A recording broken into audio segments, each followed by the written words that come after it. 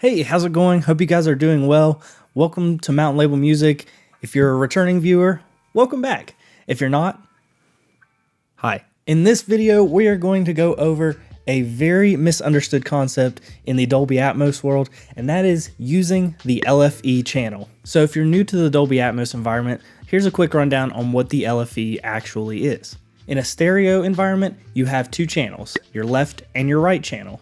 In a Dolby Atmos environment, you not only have speakers that are surrounding your head at an ear level environment, you actually also have height channels with speakers above you.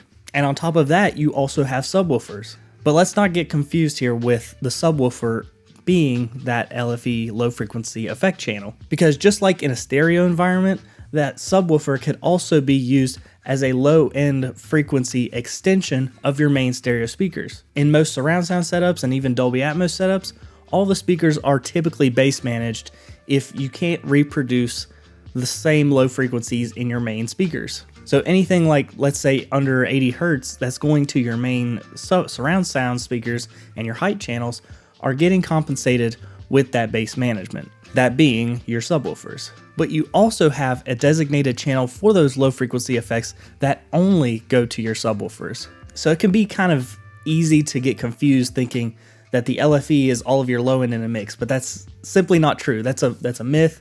And there have been mixes out there that have used the LFE for strictly low end, and we're gonna go into more detail on why that's an issue. But anyways, let's jump into Pro Tools. I'm currently using Pro Tools with the Dolby Atmos renderer and the built-in panning within Pro Tools, but this concept applies to any DAW, whether you're using the internal renderer or using another DAW with the Dolby external renderer. It's all the same concept. So you want to grab a pair of headphones because this is a binaural rendering that you're going to be hearing. If I were to make this a straight stereo signal, we wouldn't be including that LFE channel, hence why it's called, it's two channels and nothing else. The LFE is completely excluded from the stereo environment. Keep that in the back of your mind too. I'm going to bring it up later here in just a little bit. So now we're in Pro Tools. I'm going to give a little snippet of a song that I've been working on. It's just the instrumental, there are no lyrics. For the sake of this video, we don't need lyrics anyways. This is all for mainly low end and low frequency content. Let's take a listen.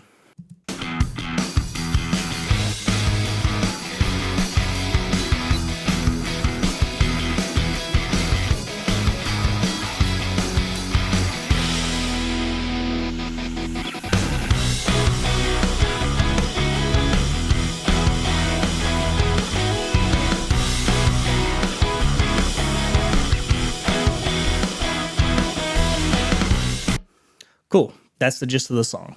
So in Pro Tools, you're gonna wanna make sure that you have your I/O set up to be able to receive and send buses accordingly.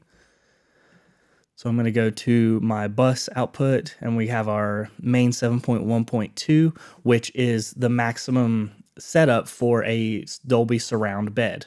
Now you can create objects and object beds. The issue with this is you won't be able to use that LFE channel because that is something that is very exclusive to the actual Dolby bed. Basically what's going to happen is we're going to send audio to this bus, which is then going to go to this output in the external renderer that'll understand that this is low frequency content. This isn't just any low frequency content. This is designated stuff.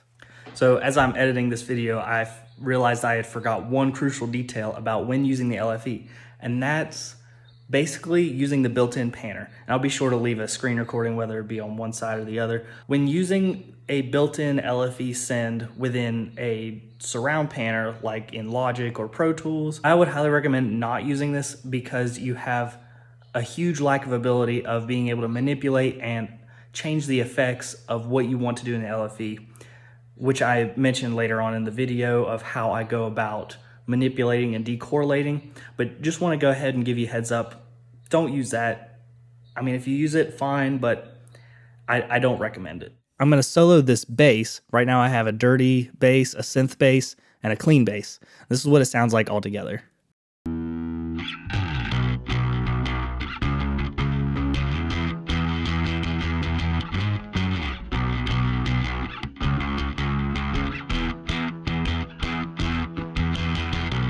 And just to show you what's going on in the external renderer, I'm going to hit play. I'm going to go to the external renderer.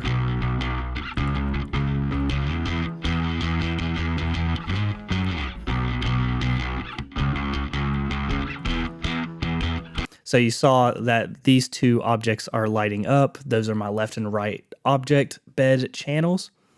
So when I turn this send on, which I'll show you here, I don't have a lot going to the LFE, but you'll kind of see what happens whenever I'm sending to the separate bus. This LFE is actually going to my object bed, which has a designated LFE object, but then is rerouted to another bed that I have in Pro Tools. You don't have to do it this way. This is just what's convenient for my workflow.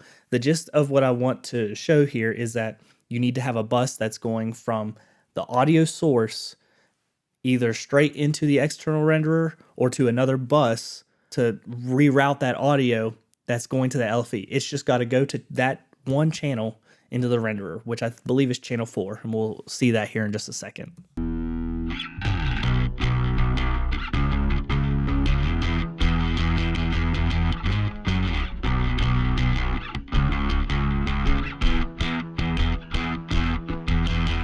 And let me show you what I did with that LFE.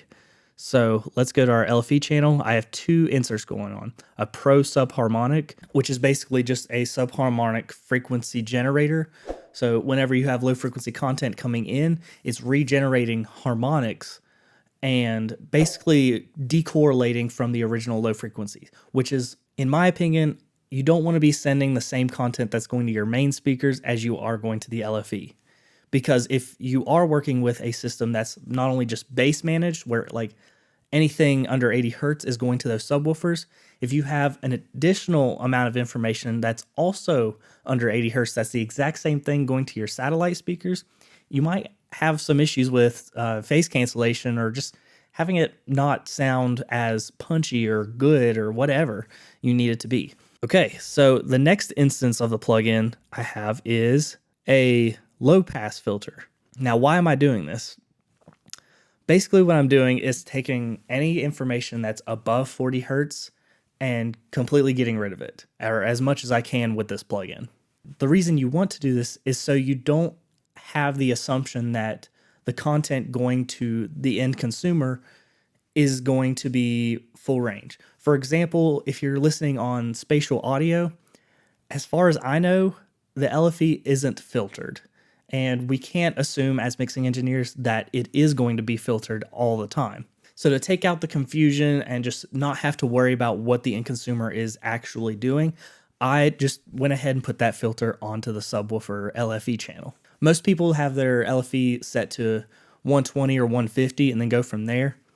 Now for actual calibration sakes, that's true. But when it comes to the mixing side of things, I don't even like to have information above 50 or 60 hertz. That's a mixing preference. You do whatever you want, but I highly recommend putting a low pass filter on the signal you're putting into this LFE. So I'm gonna now actually just press play, and I'm gonna solo what that actually sounds like between the bass signal with the LFE and the LFE by itself.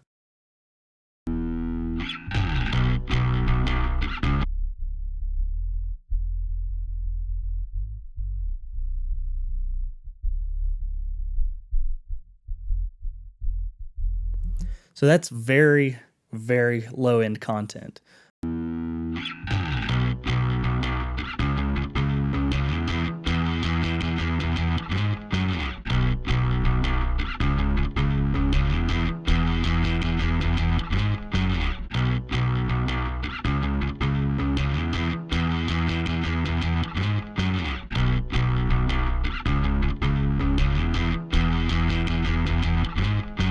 The thing you want to consider when making a Dolby Atmos mix is whether or not you have the LFE, the mix should sound great and full range regardless. That LFE signal should only be used as a little extra spice, if you know what I mean. Just a little pepper on it. You want to just put a little pepper on it. Getting closer, Dave, but see what you want to do is put a little pepper on the end of it. You just want to put a little pepper on the end of it. Now there are a bunch of different ways you can actually go about like decorrelating the LFE channel. and one of them being the subharmonics, another being distortion even. Some people even use an EQ on it and give it just a little extra boost. Now take into consideration the LFE is typically going to be boosted by 10 dB anyways by the end consumer playback device. Just some things to consider, you know? And like I had mentioned with the Stereo 2.0, whenever you have a playback system that's going to play back in stereo and only stereo, you're not going to get that low frequency channel. Hence why it is important that your mix should sound great without even including the LFE channel. Now I don't have my monitoring rig right now, I'm only using headphones, but I actually have my Stream Deck set up to where I can mute and unmute the LFE. And typically in the Atmos renderer, you can actually solo and mute certain speakers, which would be very handy if you're using that for your EQ calibration anyways. And to add on to the whole reason of why you want to make sure your song sounds good with or without an LFE is because that channel isn't going to be included in the 2.0 fold down. So if somebody happens to get a 2.0 rendering of your mix and it's missing low end and it's just not translating well between the rest of your folds, you're done for it. It's not going to work out good. It's not going to work out good in your favor, I should say. The whole point of the whole LFE deal was mainly because it was used in film for those really thunderous low-end parts that were not meant to be reproduced by regular speakers. It was mainly for the subs to give that extra oomph.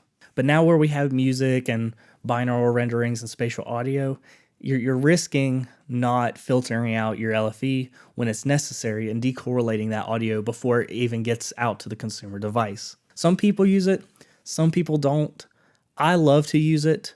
I know mixing engineers are trying to be on the safe side about just not putting it in, and it really isn't necessary, especially for music production.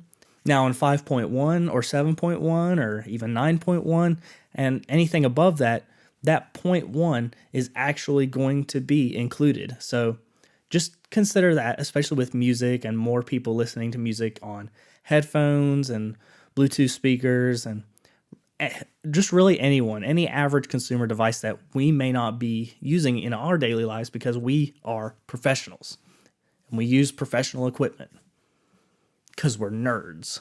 Let me know what your thoughts are about the LFE. Do you use it? Do you not use it? Are you living on the safe side and just completely ditching the LFE altogether? Let me know what you think. Anyways, I hope to see you in the next video.